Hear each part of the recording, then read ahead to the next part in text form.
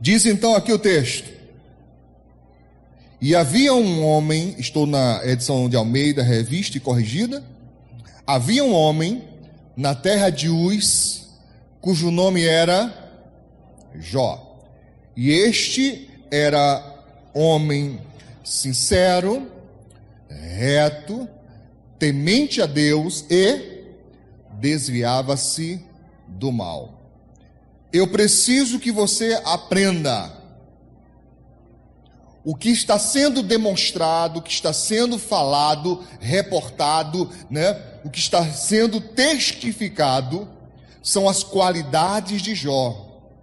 Diga-se de passagem, excelentes qualidades, pessoas boas, pessoas maravilhosas, como Jó, ainda existem. Mas entenda e anote, pessoas boas também vão para o inferno. Vou repetir, pessoas boas também vão para o inferno. Porque o ser uma pessoa boa é obrigação, não é benefício, não é algo que você possa barganhar com Deus e dizer: eu mereço ser salvo, eu mereço salvação porque eu sou uma pessoa boa. Eu estou te falando isso porque é um pensamento que muita gente tem. Eu sou uma pessoa boa, então pensa de outro: fulano é uma pessoa tão boa, isso aí vai estar salvo. Disseram uma vez, um jovem chegou-se até Jesus, e a forma que ele se apresenta, ou pelo menos a forma que ele se comunica com Cristo Jesus, foi muito interessante. O jovem rico, ele disse: bom mestre, que farei eu para herdar a vida eterna? Jesus retruca dizendo: ninguém há bom, senão um, que é Deus. Aí Jesus responde: cumpre os mandamentos, faça os mandamentos, honra teu pai e tua mãe, e tal. Jesus saiu fazendo um apanhado geral, e o rapaz disse: mas tudo isso eu tenho praticado desde a minha mocidade. Ou seja, ele era uma pessoa boa. Jesus disse: ainda te falta uma coisa. Vai, vende tudo que você tem, dê aos pobres, e você vai ter um tesouro no céu. Depois vem e segue-me. E o rapaz foi embora triste, porque era muito rico e era muito apegado às riquezas. Então pessoas boas também vão para o inferno, se não tiverem aliança com Deus. Entenda, eu não estou de forma nenhuma ensinando ou insinuando que não adianta ser uma pessoa de caráter. Pelo contrário, estou dizendo que é nossa obrigação, mas isso não salva ninguém. Você está me entendendo? Isso não salva, é nossa obrigação. É nossa obrigação, mas não salva. E Jó era assim. Vamos ler mais uma vez. Olha, homem, o quê? Sincero. Olha que coisa maravilhosa, encontrar alguém que é sincero. Quantas pessoas que você se relaciona que não são sinceras contigo e você nem percebe? Quantas pessoas você mesmo não é sincero ou sincera? Você diz o que não quer dizer. Você suporta a presença da pessoa, mas não gosta dela. Você está me entendendo? Sim ou não? Era um homem sincero. Que mais? Reto, retidão. Uma pessoa que era justa, andar na justiça, na retidão, faz as coisas corretas.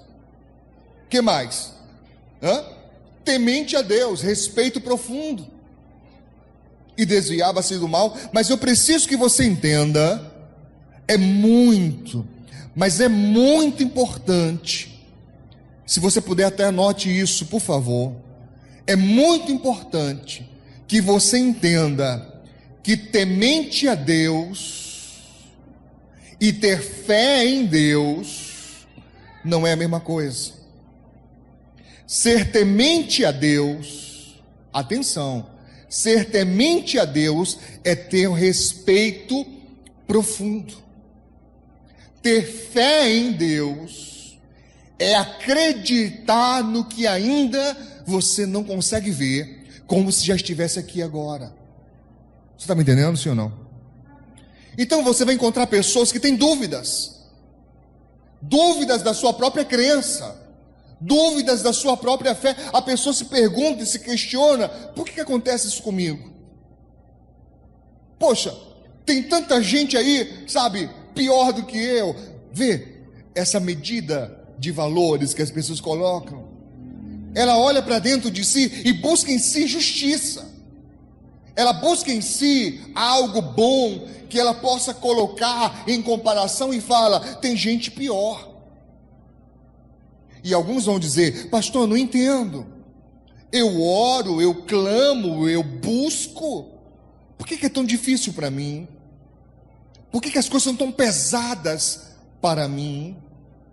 E para alguns, esse tipo de pensamento, estamos em Jó capítulo 1, esse tipo de pensamento é um pensamento que desestimula o continuar caminhando com Deus.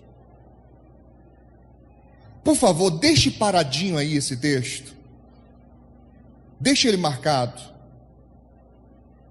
Mas veja o que diz o livro de Salmos à frente. Você tem Provérbios, né?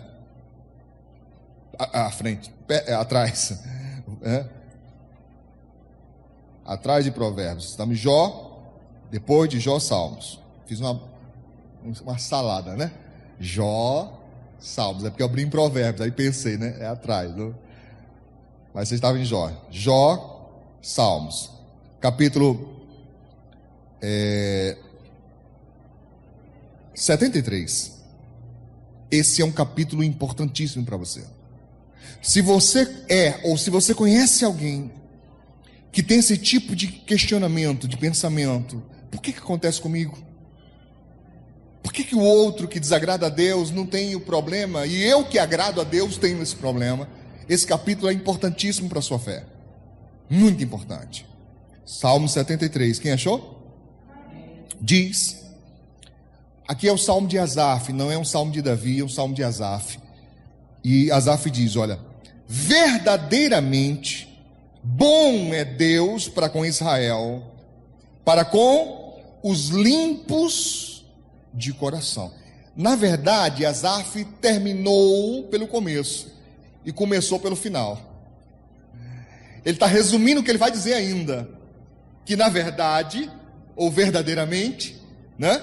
Bom é Deus para com Israel. E quem é esse Israel? Israel, para com os limpos de coração. Mas olhe isso: quanto a mim, ou seja, vamos falar de mim, não vamos falar dos outros. Quanto a mim, os meus pés, o quê? O que diz aí? Versículo 2: os meus pés quase se desviaram, pouco faltou para que escorregassem os meus passos. Eu quase caí, meu irmão. Quase me desviei, quase. Sabe quem era Asaf? Eu vou te contar. Era só o ministro de louvor de Davi. Era o camarada que era responsável por organizar a adoração a Deus. Ou seja, o ministro do altar, um levita de adoração. Esse cara que era para ter mais comunhão com Deus, esse cara que teoricamente era para estar ministrando a Deus e para o povo de Deus, ele confessa: faltou pouco para que eu me desviasse. Olha para o seu irmão, não diga nada, só olha. E essa pessoa, irmão, será que ela não já passou exatamente por isso? Andou bem pertinho de desviar, bem pertinho. E Asaf diz por quê? Por quê?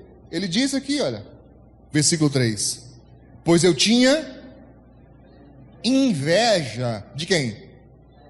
Dos soberbos, ao ver o quê? A prosperidade dos ímpios.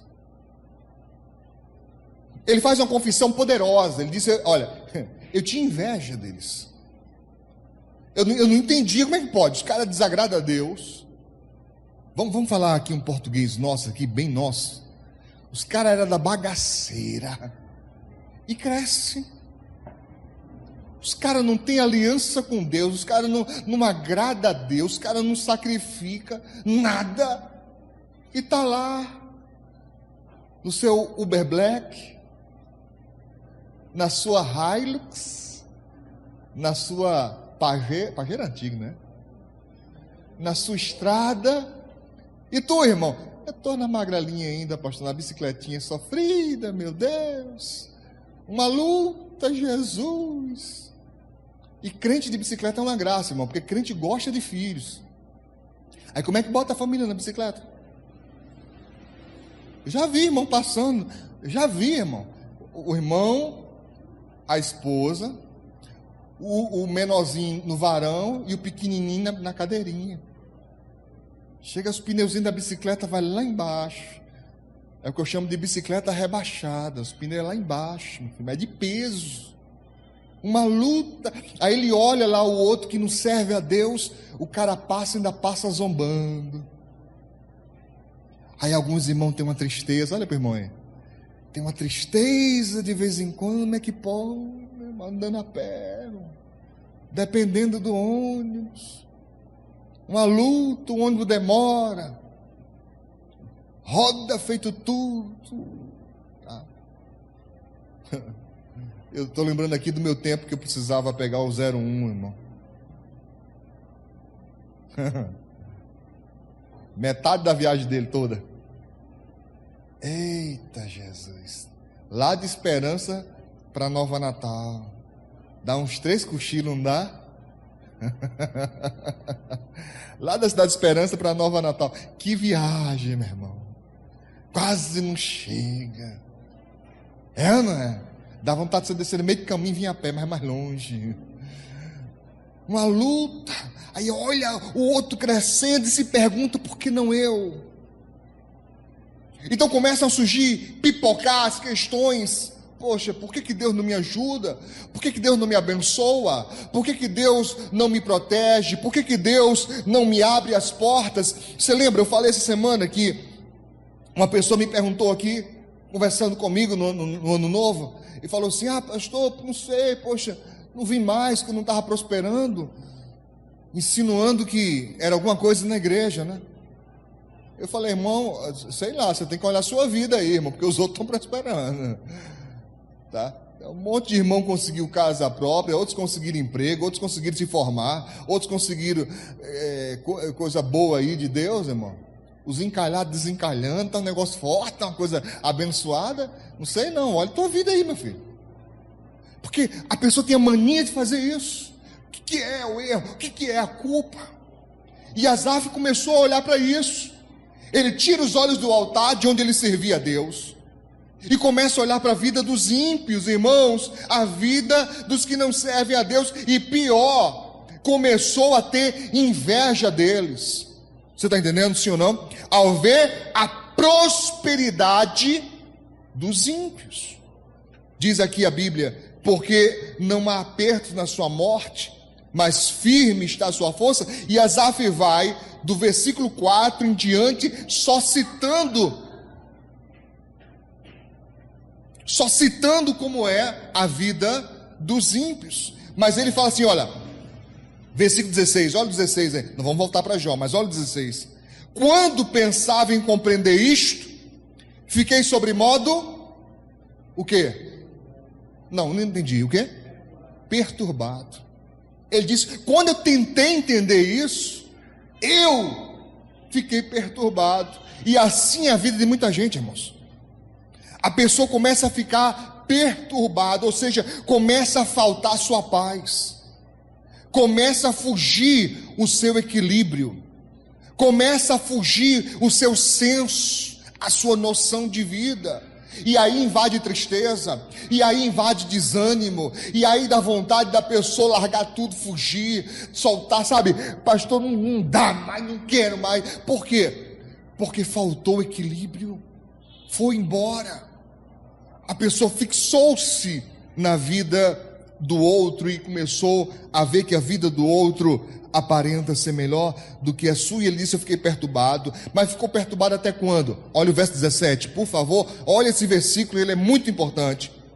Salmo 73, verso 17 diz: até que entrei no santuário de Deus. Ele voltou para o santuário. Ou seja, é o mesmo que dizer: eu fui buscar a Deus.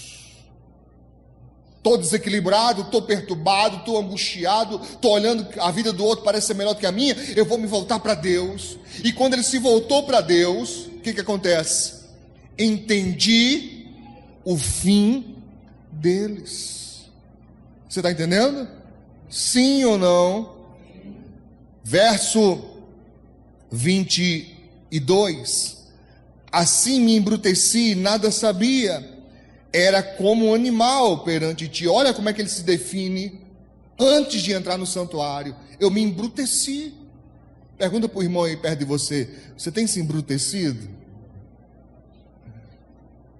Tem se tornado bruta? Eu me embruteci, fiquei bruto, rapaz, com o negócio. Fiquei ali agoniado. Que negócio é esse? Como é que pode? A coisa não vai, a coisa não anda. Sabe? Ele se volta e diz a Bíblia Sagrada: todavia estou contigo, ou de contínuo contigo, tu me seguraste pela minha mão direita. E você pode ler até o final, que ele vai mostrar ele se voltando para Deus. Guarda esse capítulo, é importante. Eu não vou ter tempo de ler tudo agora. Então vamos voltar aqui para Jó. Volta para Jó, capítulo 1. Mas leia Salmo 73, leia, ele é muito forte. Então diz aqui: um homem sincero, um homem reto, um homem temente a Deus e que se desviava do mal. O que faltou? Fé. Fala de qualidades, mas não fala de fé. E eu estou te pedindo, não confunda ser temente, que é respeito, com fé. Respeito não é a mesma coisa de fé.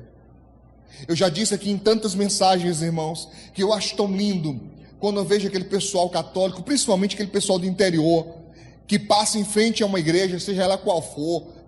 Pode ser igreja católica, pode ser evangélica, pode ser uma mesquita, pode ser o que for, é religioso, a pessoa tira o chapéu.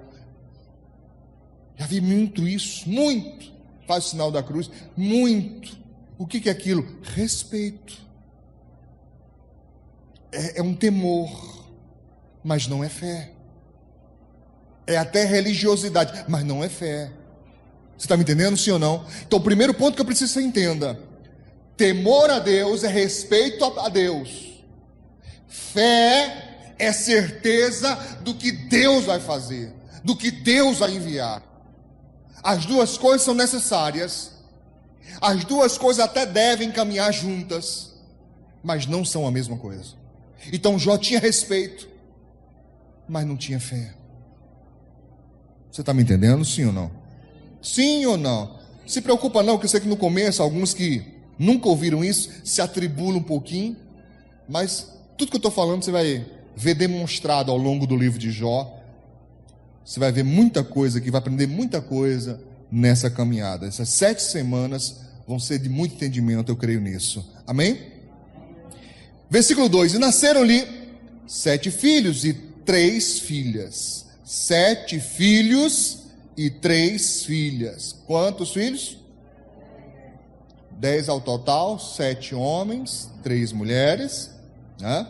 E era o seu gado 7.000 ovelhas, 3.000 camelos, 500 juntas de bois, 500 jumentas. Era também muitíssima a gente ao seu serviço, de maneira que este homem era o quê? O maior do que todos os do Oriente. Eu resumo sempre dizendo que Jó tinha o que todos querem ter: uma família. E naquele tempo, você lembra, quanto mais filhos, melhor, mais a pessoa era tida como abençoada. além de uma família extensa, uma família grande, 10 filhos não é uma família pequena, ele tinha muito gado, muitos servos.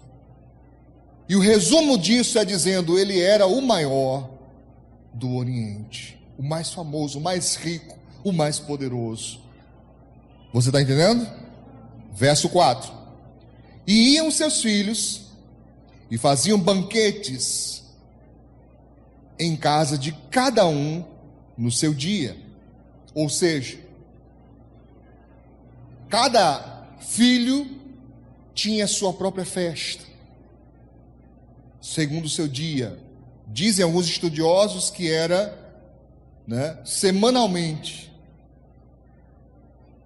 Outros discordam, dizendo, não, era só no dia do aniversário. Como o texto não deixa claro, a gente não tem como saber, mas sabe-se que era muita festa. Você está me entendendo? E enviavam e convidavam as suas 3 irmãs a comerem e beberem com eles. E sucedeu, pois, que tendo decorrido o turno de dia dos seus banquetes, enviava Jó e os santificava, e se levantava de madrugada, e oferecia holocaustos segundo o número de todos eles, holocaustos, ofertas, sacrifícios, segundo o número de todos eles. Porque dizia Jó, porventura pecaram meus filhos, e blasfemaram de Deus no seu coração. Assim fazia Jó continuamente, repetidas vezes, ele fazia isso. Aqui é que dá essa ideia de que eram festas semanais. Cada um dava uma festa, uma semana, e chamava todo mundo, porque diz que ele fazia continuamente, ele fazia, se levantava de madrugada, oferecia sacrifícios, segundo o número de seus filhos, e orava a Deus pedindo misericórdia, porque talvez seus filhos tivessem blasfemado contra Deus em seu coração. Irmãos, preste bem atenção. Você que conhece a história de Jó, você sabe que esses filhos morreram todos. E morreram de uma só vez, no mesmo momento. E uma vez alguém me perguntou, pastor, como é que pode? Ele não orava pedindo proteção aos filhos? Por que que a oração não funcionou? Pergunta ao seu irmão aí.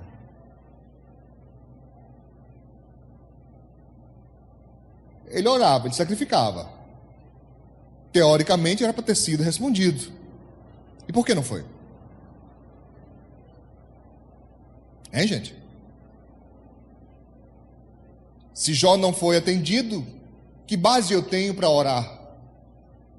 Que base eu tenho para clamar pela minha família?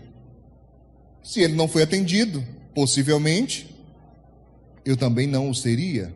Se nós não soubéssemos um ponto-chave. Por que que Jó não foi atendido?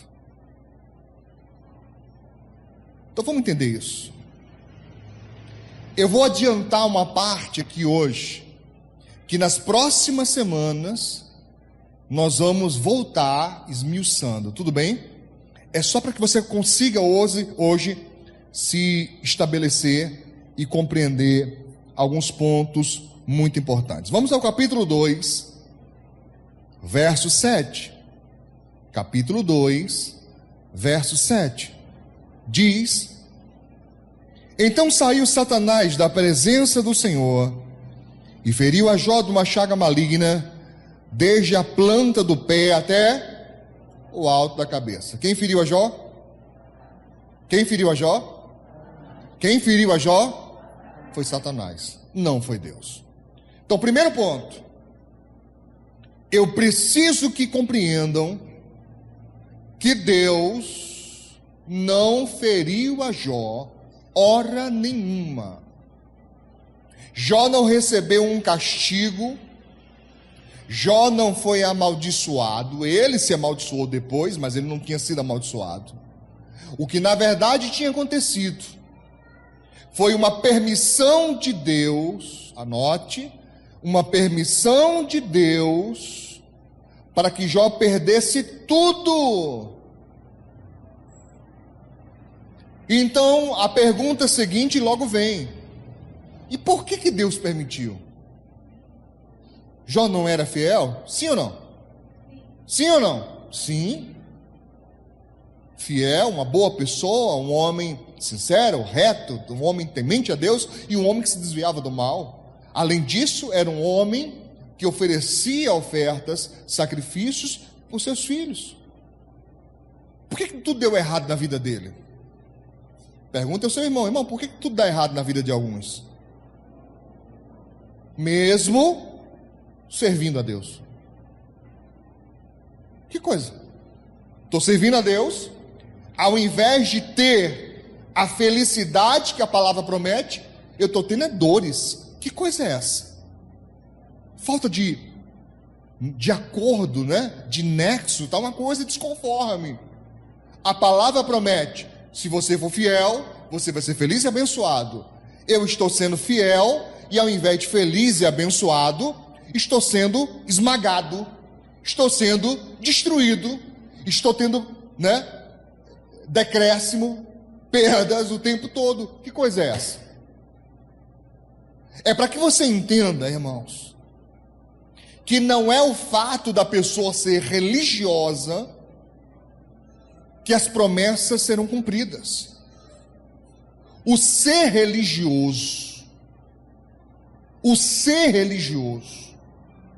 é bom, mas não salva. O ser religioso ajuda, mas não resolve. Você vai ver um número grande de pessoas que frequentam as igrejas e ainda assim nada se cumpre na vida delas do jeito que ela espera, do jeito que ela almeja, por causa da fé. É indispensável. Sem fé é impossível agradar a Deus. Amém? Mas eu preciso ampliar o seu entendimento nessa noite. Que é falta de fé, você sabe.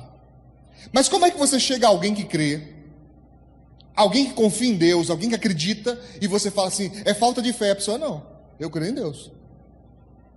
Eu creio em Deus. E se não é fé, o que é? Se o problema não está na fé, está onde? Anote: no medo. Medo é a única força parecida com a fé. É o medo.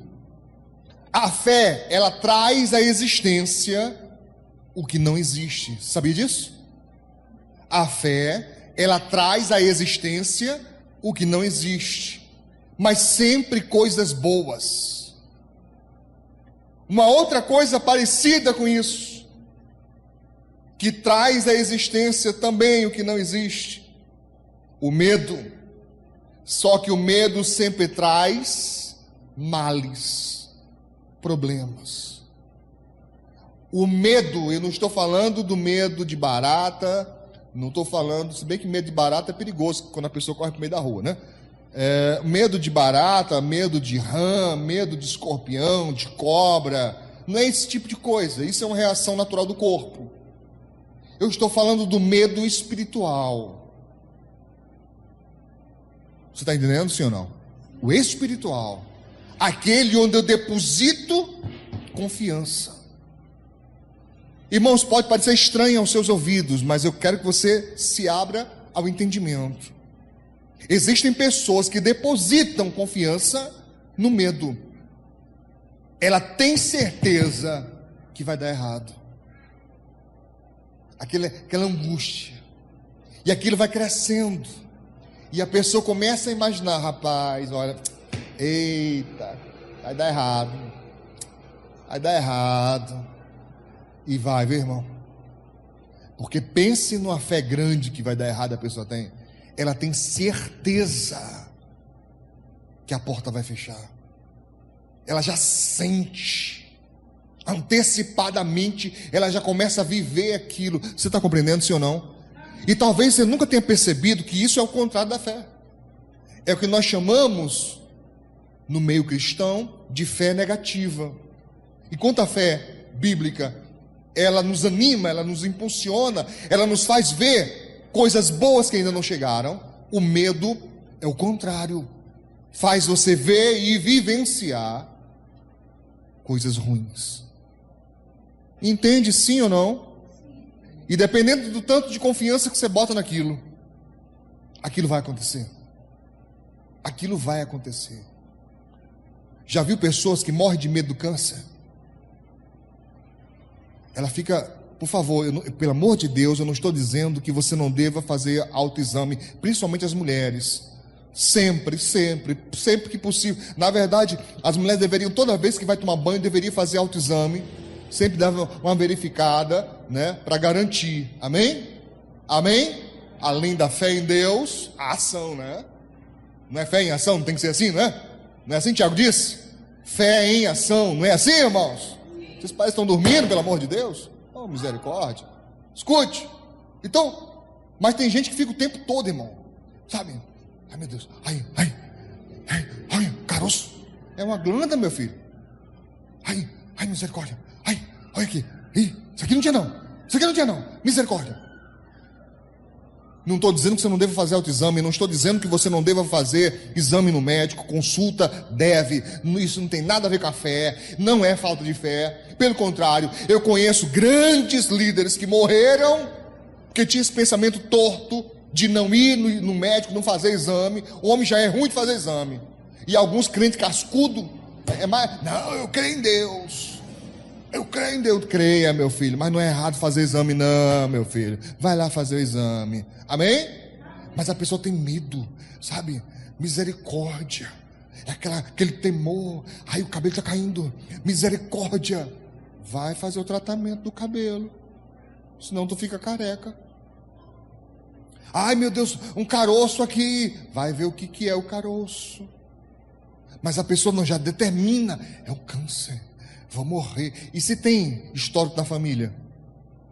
Misericórdia. Aí pronto, aí desmantela. Aí que a pessoa acredita, não, mas minha tia morreu disso. Minha avó morreu disso. Então quer dizer que você vai morrer também? Pode ser. Eu estudo ciência, queridos. Eu entendo um pouco de genética. Mas também entendo um pouco de fé. E sei que toda corrente maligna pode ser barrada e quebrada quando a gente crê em Deus. Amém?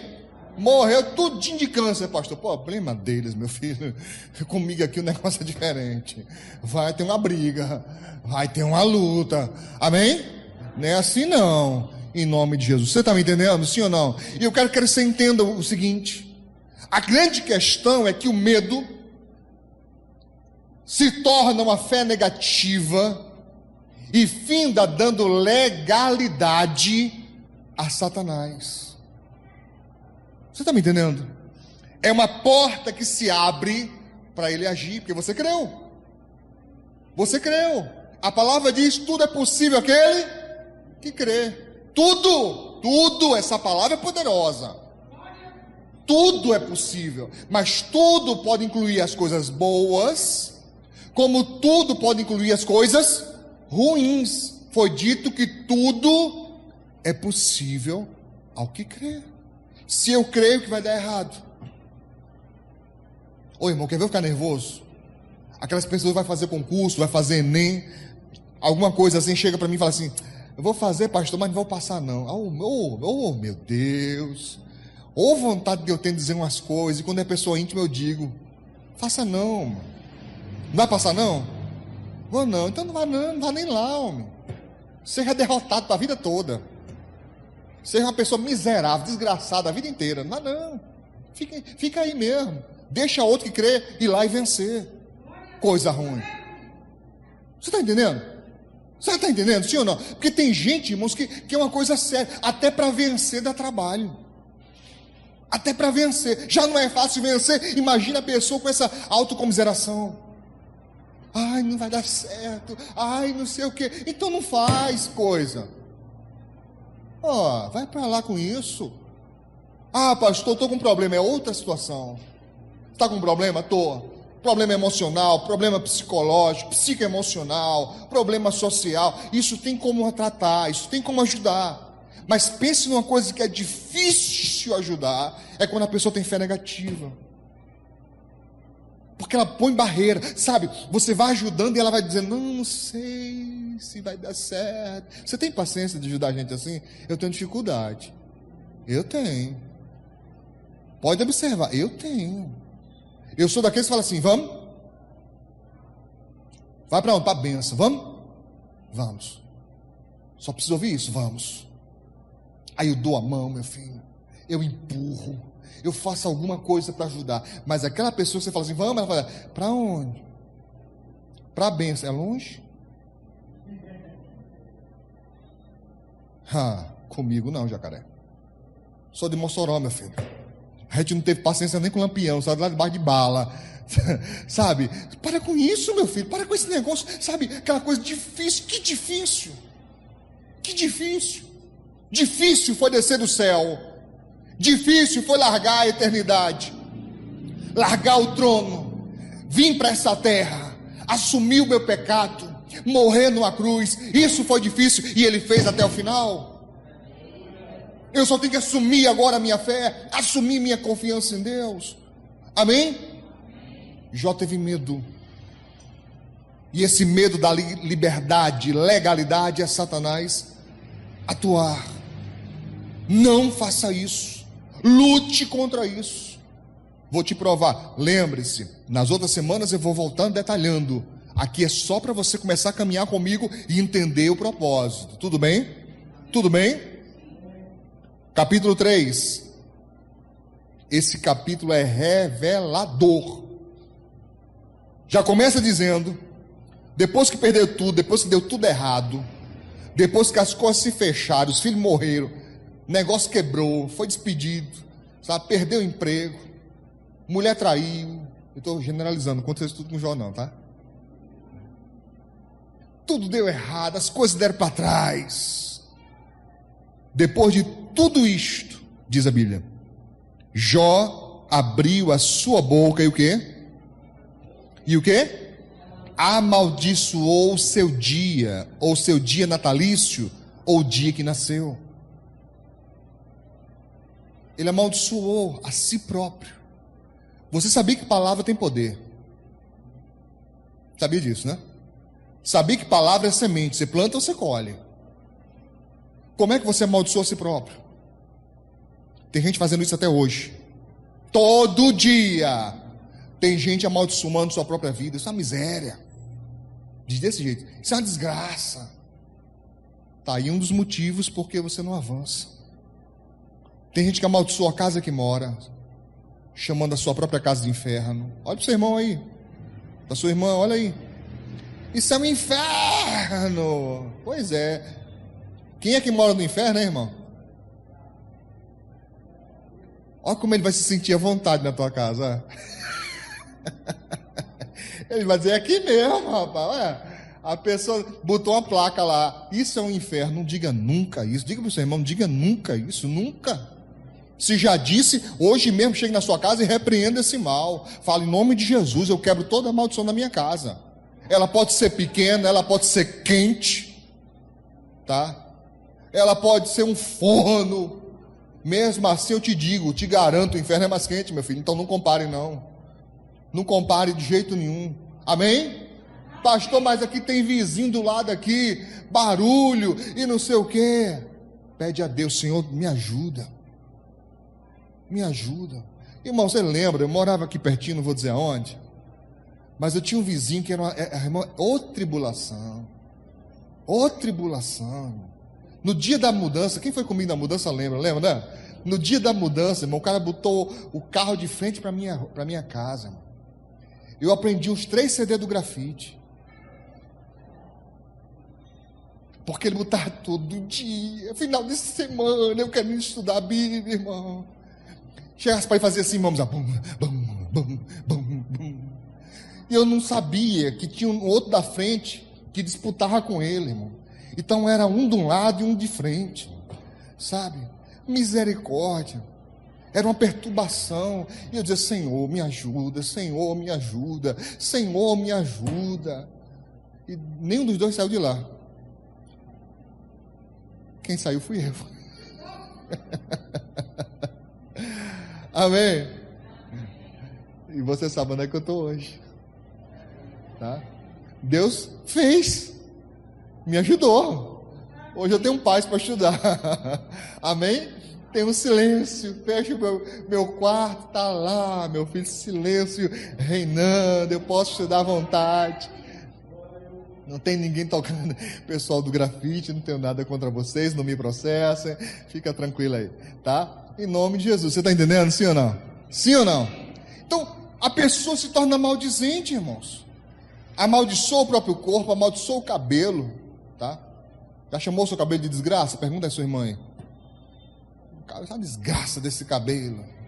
Mas depois você não sabe que o negócio está dando ruim. Foi você que autorizou. Foi você que disse. Abençoa, meu filho. Abençoa. Amém. Amém. Eu quero que você marque aí, pare tudo e leia comigo o verso 25 e 26. Se depois você conseguir ler nessa mesma versão, revista e corrigida, é bem interessante. A revista atualizada ajuda também as outras, mas a revista corrigida, para mim, nesse ponto, ela é mais esclarecedora. Capítulo 3 de Jó, versículo 25 e verso 26, diz, Jó dizendo, porque o que eu temia, você leu aí? O que eu temia, o quê? Me veio. O que eu receava, aconteceu. Olha aí. Por quê? Por que será, hein, irmão? Porque ele autorizou. Porque o medo é exatamente isso. Você autoriza Satanás a destruir. Por isso que Satanás chega diante de Deus com legalidade para dizer, vou destruir, viu? Vou destruir os bens dele, vou destruir porque ele tem medo de perder. Ele está sendo abençoado, ao invés de glorificar, ao invés de ser feliz, ao invés de ser grata, honrando a Deus, sendo fiel a Deus, só reclama, só enxerga o que não tem, só enxerga o que o outro tem. Lembra de Asaf? Ao invés de glorificar pelo que tem, está pensando no que o outro tem, se entristecendo com o que o outro tem. Está dando legalidade, então vamos destruir. Mas e a minha oração, pastor? Não adianta, é oração com medo, oração baseada em medo. Eu preciso que você pergunte ao seu irmão, e pergunte mesmo, não faz de conta não. Pergunte para essa pessoa, você está na igreja por quê? É certeza de ir para o céu ou medo de ir para o inferno? Você que está assistindo. É certeza de ir para o céu? É certeza de salvação? Ou é medo de ir para o inferno? Medo da perdição? Sabe? Muita gente assim. Não está na igreja porque tem fé. Está na igreja porque tem medo. Sabe? É tentando achar um cantinho para se esconder, para escapar. Pastor, semana você falou aí que a igreja se prepara e Jesus está voltando. Falei. Mandei um áudio para os irmãos, quem eu lembrei, se eu não lembrei de você, me perdoe, mas mandei para quem eu lembrei, mandei um áudio dizendo, olha, Deus me mostrou. Não sou de emoção não, os irmãos sabem, eu sou muito firme no entendimento, eu não sou de me emocionar com qualquer coisa, mas Deus me mostrou. As pessoas chegando na igreja, desesperadas, para ouvir uma pregação, para ouvir uma mensagem, Deus me mostrou. Pessoas que hoje brincam de ser crente. Sabe, aquele que vem mais ou menos, vem e tal. Pastor, eu sou batizado nas águas.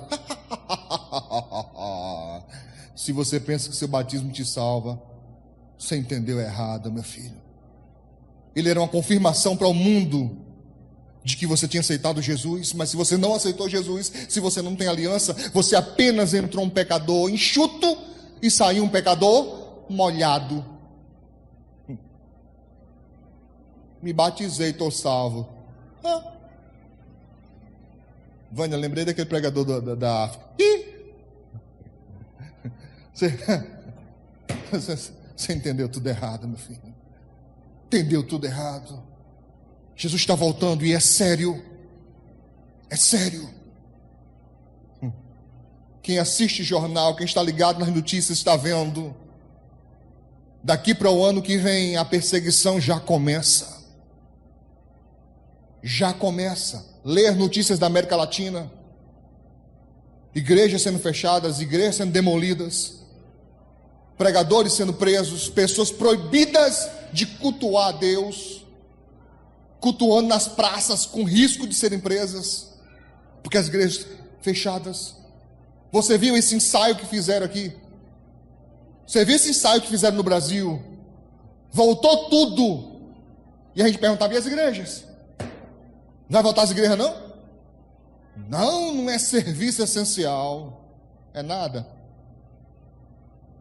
Mal sabem eles que é o serviço mais essencial.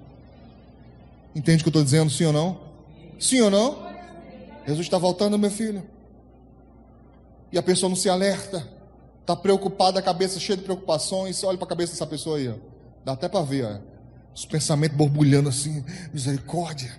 Tem gente que chega na igreja e os pensamentos continuam ainda. Ai, amanhã eu tenho que fazer isso, tenho que fazer aquilo, né? Ai, misericórdia, não sei o quê. Não sei o quê. Não serve a Deus. Dá legalidade a Satanás agir o tempo todo com medo, o tempo todo, sabe? Não crê. Você imagina quando chegar a perseguição, irmãos? Você imagina se nós estivéssemos no tempo da primeira igreja, no tempo dos apóstolos, onde eram presos e lançados a leões, e a história diz que eles não corriam, na arena enfrentavam leões, louvando a Deus. Diz aqui a Bíblia, já falou claramente, eu quero que você leia mais uma vez, pelo amor de Deus. Ele fala, porque o que eu temia me veio, o que eu receava, tinha medo, aconteceu. Ele está dizendo, não sou eu, ele está dizendo, o que eu tinha medo foi exatamente o que aconteceu. O medo deu legalidade para que ele perdesse, porque ele acreditava que uma hora dessa ia perder. Por isso fazia sacrifícios contínuos. Você entende o que eu estou falando? Por isso é que ele orava continuamente. Não era com fé, era com medo. Eu vou orar porque talvez meus filhos tenham blasfemado de Deus. Eu vou orar aqui porque talvez meus filhos tenham falado contra Deus. Aí pode ser que eles sofram um castigo, pode ser que eles morram. Isso não é uma coisa boa não, pastor? Não, não é. Não é. Porque não está partindo da fé, está partindo do medo. E o medo da legalidade de Satanás agir. Então não, eu não vou deixar essa porta aberta. Eu vou orar com fé. Senhor, eu creio que o Senhor vai proteger os meus.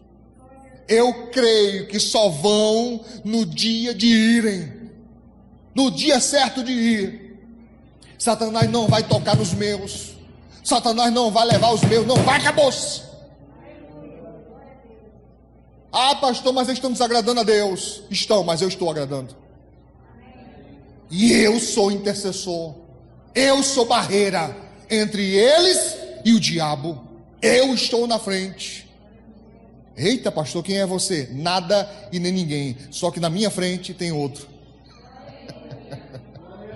O meu escudo, o meu broquel, o meu baluarte, a minha arma poderosa, o vigia constante, o guarda constante, é nele que eu confio. Amém? Amém? Pastor, o pessoal sendo demitido, pastor, e tudo aí. Cadê a sua confiança em Deus? Em quem você confia? Pergunta ao seu irmão. Obreiros, me ajudem, não deixe ninguém ficar sem. Em quem você confia? Em quem? Em quem? Do seu amigo?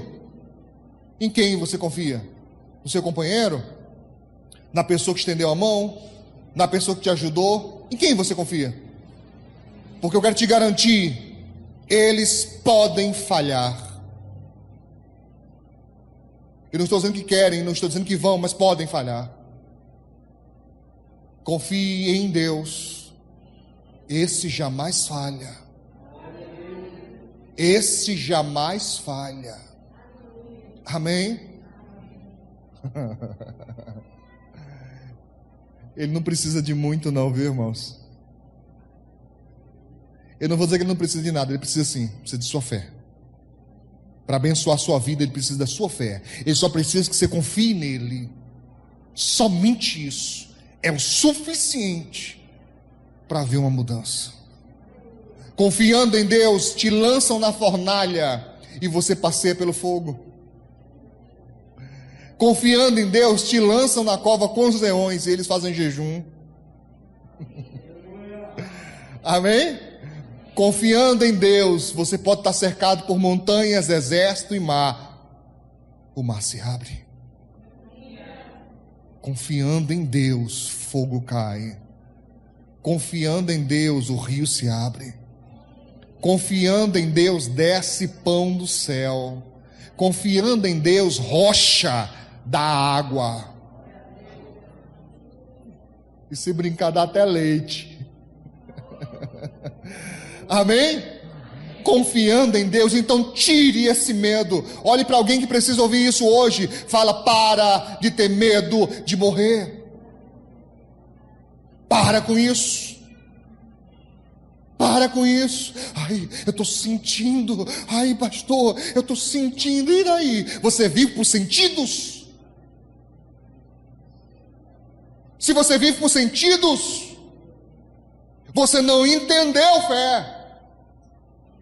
Porque a fé não depende dos meus sentidos. Amém?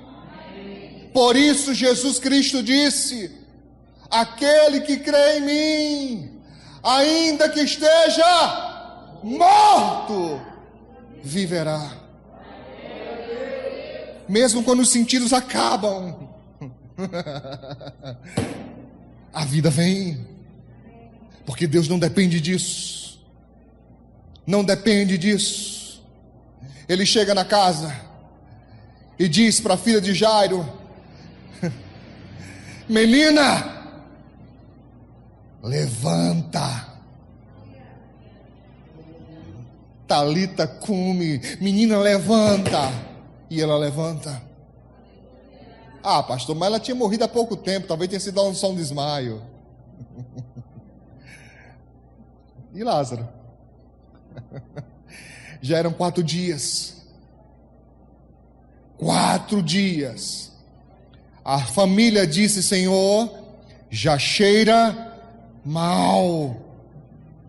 É como quem diz: aí já deu, Senhor. Aí não tem mais jeito não. Já está fedendo, nem mexe, aí já era. Né? Porque sempre houve um ditado: há jeito para tudo, menos para a morte. Mas eles não conheciam o autor da vida. Ele chega lá e diz: tira essa pedra. Diz para o teu irmão: tira essa pedra. Tira essa desgraça dessa pedra da frente.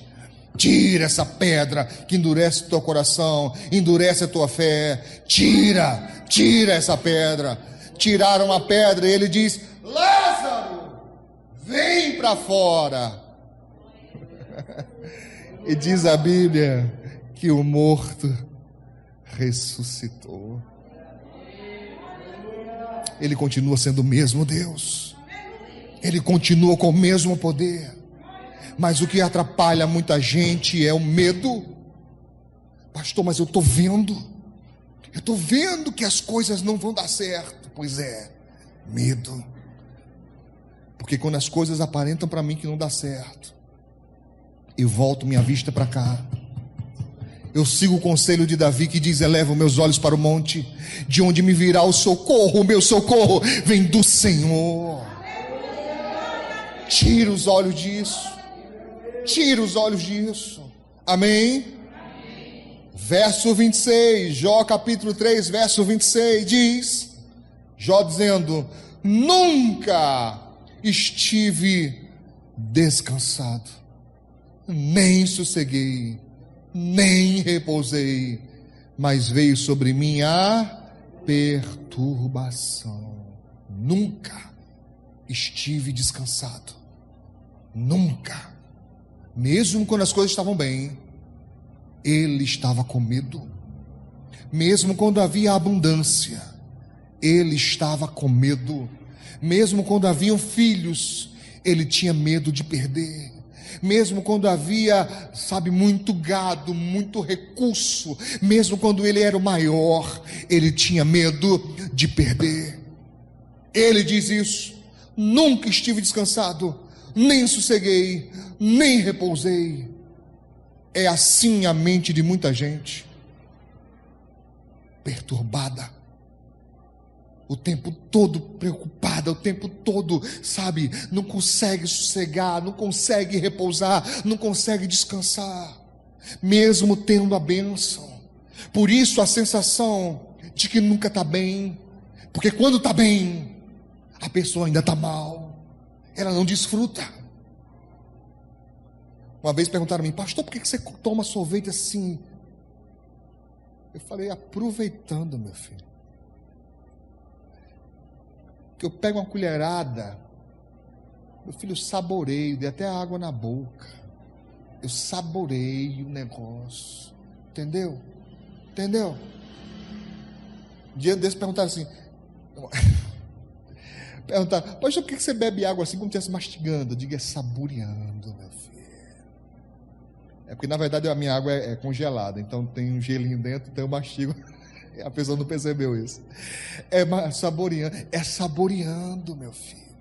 Amém? Amém? A pessoa compra uma roupa, ela não usa. Não, essa aqui é da festa. Meu filho, a roupa para mim é no dia que eu quero. Não compre uma roupa para mim, Pierre Cardin, tá? Eu recebo, tá? Não entenda mal. Mas não compre para mim achando assim, só em dias de gala, em dias de festa. Meu filho, domingo de manhã, se der vontade, eu venho. Sabe por quê? Porque uma vez eu fiz isso, comprei um terno especial, juntei um dinheiro, foi tão caro. Aí botei na capinha, zíper, sabe? Deixei lá guardada, o ano todinho. Tinha comprado para um casamento, falei assim: agora eu vou guardar para o ano novo. Quando foi no ano novo que eu fiz, a traça tinha comido. Um pouquinho assim. Mas era bem aqui. Primeira coisa, eu falei assim: está amarrado, que diabo é esse? Devorador comendo minha roupa. Vou me ungir. Tem gente que faz isso, irmãos. Não desfruta. Não estou falando para você estragar. Eu não estou falando para você instruir. Conhece a expressão instruir? Desperdiçar. Não é isso. Usar com sabedoria, com paciência, parcimônia, com jeito, mas usar. Foi feito para usar. E se gastar, o mesmo Deus que abriu a primeira porta, se você continuar fiel, Ele abre outra. Amém? Não estou dizendo para você ser sócio do devorador, irmão. Sair dando cavalo de pau no carro, na moto, empinando, viu, mano? Sair empinando, freando. Não é isso não. Mas usa. Tem gente que não usa nem a própria vida. Por favor, pergunte a essa pessoa: quando foi a última vez que tu parou para divertir? Qual foi a última vez? Para se divertir. Não é para fazer companhia a ninguém, para se divertir. Ou seja, fazer o que você gosta, tá? Porque você pode ir para a praia e não se divertir. Você não estava com vontade, foi fazer companhia. Você pode ir para o cinema e não se divertir, porque foi fazer companhia. Eu estou falando de divertir, fazer o que você gosta, sabe? Tem gente que só deixa para fazer isso no dia de Santa Ceia. Não, pastor, vou divertir no dia de Santa Ceia, no domingo. Você tem que parar, você tem que viver, meu filho. A vida está passando, olha. Você está me entendendo, sim ou não? Sim ou não? Ele tinha tudo, irmãos, e vivia como se não tivesse nada. E assim é muita gente. É muita gente. Você está entendendo, sim ou não? Sim ou não? Sim ou não? Muita gente vivendo assim, como se fosse acabar amanhã. Sabe? Misericórdia. Não. Isso dá legalidade ao diabo e não dê. Ele não pode ter direito a nada na sua vida. Nada. Amém? Amém? Eu lembro quando eu era mais novo, irmão. Tinha uns colegas que perturbavam a minha cabeça, que só, sabe, me enchia o saco. Aí diz assim: ei, negão, esse cabelo pichainho. Eu digo: é meu. Invocado todo, meu filho. Quando começou a ficar branco, e disseram assim: eita, irmão, está ficando velho, vai pintar? Eu digo: pintar? Eu vou desfrutar dos meus cabelos brancos, meu filho. Pergunta para a cabeleireira: ei, Maria deve estar assistindo aí, cabeleireira. Toda a vida que eu falo com Maria, eu falo: Maria, vem fazer umas luzes. Ela começa a rir. Que é isso, pastor? Já está aí, um monte de luzes já. Eu digo: pois é, os outros têm que pagar, Deus me deu. Tá? De graça aí. Amém? Pintar? Claro que as irmãs é outra coisa, as irmãs têm um negócio a mais, aí tem que dar um jeitinho, né? Mas eu, pintar, de jeito maneiro, estou desfrutando, até do cabelo estou desfrutando, está acabando, mano, tá? Enquanto puder, estou desfrutando, deixando, uma hora dessa acaba, tem que desfrutar, para depois matar a saudade. Desfruta, meu filho, desfruta da tua vida, desfruta do teu casamento, sabe? Fica perdendo tempo brigando, perdendo tempo com bobeira, desfruta, meu filho. Desfruta. Cadê os casais? Levanta a mão. Namora, meu filho. Namora. Perde tempo não. Não é de cansaço não. Tá? No caixão tu descansa. Tá? Fica lá descansando. Agora namora muito mesmo. Tá? Namora mesmo. Mas cai matando. Tá? Namora, desfruta. Criança. Eu disse um dia desse para o irmãozinho, aproveita essa criança, brinca com ela, tá? Essa semana eu estava brincando com a do irmão Juninho, né? Eu gosto de pegar a criança e fazer assim, tá? Às vezes eu fico até preocupado se os pais não acham ruim, eu nem pergunto. Eu fico brincando com a criança, joga assim as pernas para cima, desfruta, meu filho, porque depois eles crescem, e aquele tempo já era. Tira foto, tira muita foto, muita. Eu nunca fui disso, é minha natureza. Mas se você é daqueles de palhaçada, de brincadeira, de se pintar, de rolar no chão, aproveita. Para com essa coisa de, o problema, o boleto. O boleto que se dane. Tá? Eu vou desfrutar, entendeu?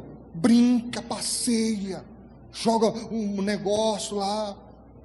Sabe? Entendeu o que eu estou falando? Sim ou não? Sim ou não? Tem gente que já está passando dos 40, meu filho. Dos 50 é um pulo, meu filho. Dos 50 para lá é ladeira abaixo. É ladeira abaixo, meu filho. Estou te falando. Cada ano que passa o chão fica mais baixo. Pode ver. Cada ano que passa o chão fica mais baixo. Você, para alcançar um negócio no chão, tem uma mão de obra triste. Cadê os meninos, os moços aí? Levanta a mão. Aproveita, meu filho, aproveita enquanto não tem barriga. Aproveite. Depois que ela chegar, tu vai ver só, amarrar um sapato, Sidney. Oh, meu Deus. É uma canseira, meu filho. Você toma banho, se senta na cama, vai amarrar o cadastro, quando termina de amarrar, está suado, todinho de novo. Aproveita. As irmãs estão rindo, mas você sabe também como é que é. Aproveita, meu filho. Tá? Aproveita. Hoje dá para cruzar a perna, cruza bem muito. Tá? Estou falando de roupa decotada não, viu, querido? Curta não, viu? Eu estou falando de conseguir fazer isso, que chega uma época da vida que é uma mão de obra, depois que cruza para saltar, só ajudando o joelho, assim, afastando com a mão para poder sair. O negócio fica pesado lá, não sai de jeito nenhum. Aproveite, aproveite. Amém? Aproveite. Conte suas histórias. Ria delas. Amém? Amém? Olha, eu conheço aqui, ó. A gente brinca de personagem de desenho animado, meu filho. Olha a minha idade para estar brincando de personagem de desenho animado. Mas eu brinco. Tem hora que eu não tenho saco, não. Eu falo, hoje não. Nem pensar eu estou conseguindo. Tá? Mas quando dá, pergunta para ele. Eu ganho, pergunta se eu não ganho. Olha para ele, pergunta se eu não ganho. Tem umas que eu digo, meu filho, que ele roda e não acerta de jeito nenhum. Aí fala, rapaz, aí é do seu tempo, de não importa. Tá? Pode ser até hieroglifo, mas serve, é de desenho o que importa. Entendeu? E eu li história em quadrinho, eu sei. Tá? Brinca, meu filho. Pergunta para ele. Eu vou falar uma coisa na gravação, que isso vai me dar um problema. Eu estou nem aí. Olha a minha cara de medo. Pergunta para ele ontem, de noite, 11 horas da noite. Terminou tudo. Eu de saco cheio, cansado. Estou pintando lá meu muro. Cansado, quebrado. Fui procurar um negócio, achei. Tá? Desenho animado. Botei o desenho animado. Lá fui eu assistir o Hulk. Desenho animado, Homem-Aranha. Mas pastor, me faz rir ainda. Entendeu? Eu gosto. Tá? Eu leio Nietzsche.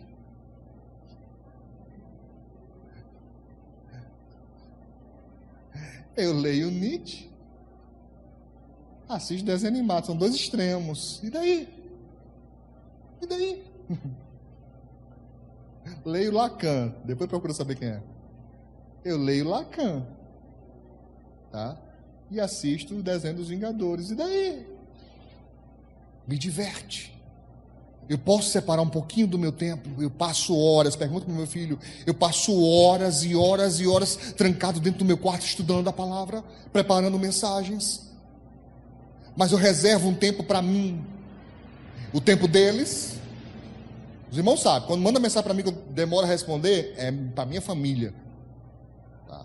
É só para eles e acabou-se. Eu respondo você depois. Você é prioridade, mas não é mais prioridade do que a minha família.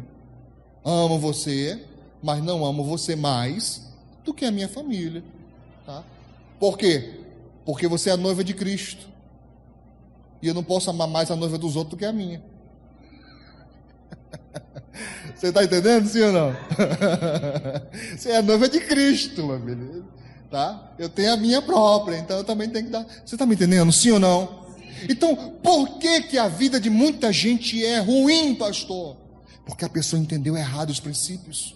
Ela pratica errado as coisas. E o fato de ir à igreja não levará a pessoa, sabe, a uma mudança de vida, se os princípios, primeiramente, não forem mudados. Você está me entendendo?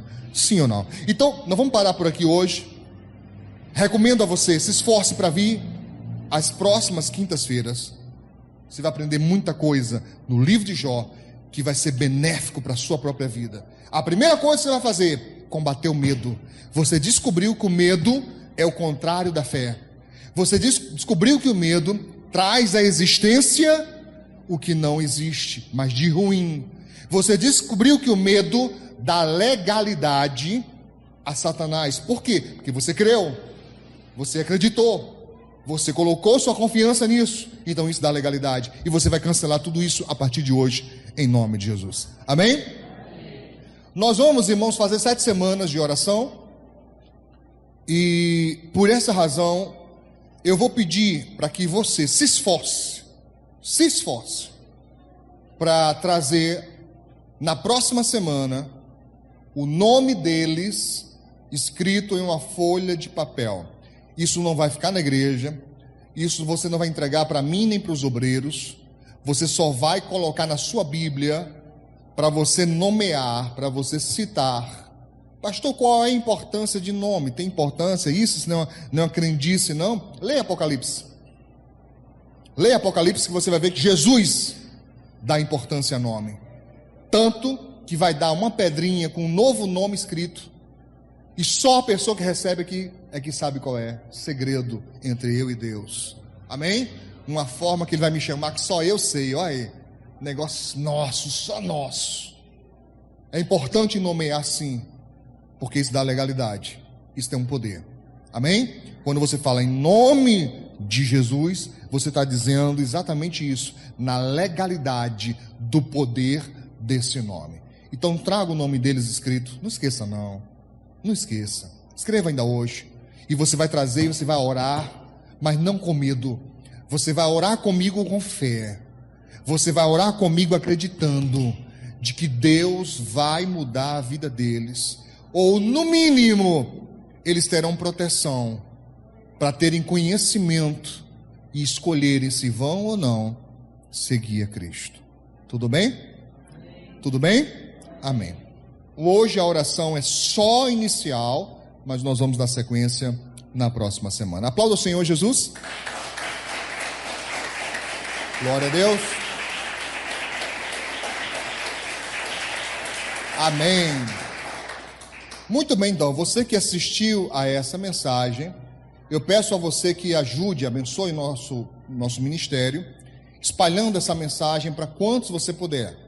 Se também quiser abençoar ainda mais o nosso ministério, se inscreva no nosso canal no YouTube, porque se inscrevendo lá, você vai me dar a oportunidade de espalhar a palavra de Deus para muitas e muitas mais pessoas. Eu acredito que isso é necessário, é primordial. Eu tenho ânsia para que a palavra do Senhor chegue a todas as pessoas que dela precisam. Então, se você quiser me ajudar, se inscreva, aproveite, deixe o seu like aí nos vídeos, nas mensagens, e também acione o sininho da notificação. Deus abençoe, em nome de Jesus.